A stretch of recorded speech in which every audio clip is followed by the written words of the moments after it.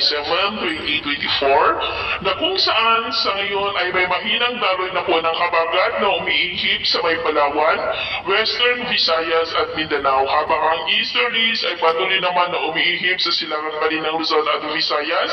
at ang Intertropical Convergence Zone ay nananatili na nandyan na nag-i-extend sa may Mindanao. At sa ating long range forecast ay posibleng eastern free pa rin po tayo this week pero hindi pa rin inaalis ang posibilidad na may mabuong sama ng panahon sa silangan ng ating bansa lalo na at patuloy pa rin ang pag-ilal ng Intertropical Convergence Zone o breeding ground ng mga sama ng panahon at ang mga namamataan dito ang ating babantayan kung matutuloy po ang mga yan o hindi.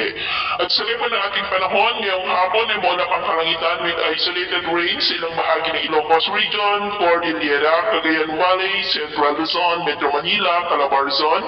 Mindoro Provinces, ilang bahagi ng Palawan, Bicol Region, Panay Island, northern part ng Negros, Cebu, Bohol, Leyte,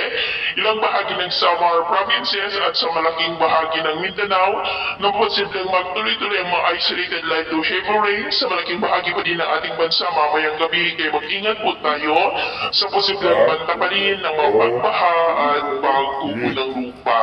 At sa atin naman po mga baybayin, wala naman po tayong nakataas na namang gale warning signals pero iba yung mag-iingat lamang po kung papalaot tayo para po mas makaiwas sa mga sakunang pangkaragatan. So yun po lang.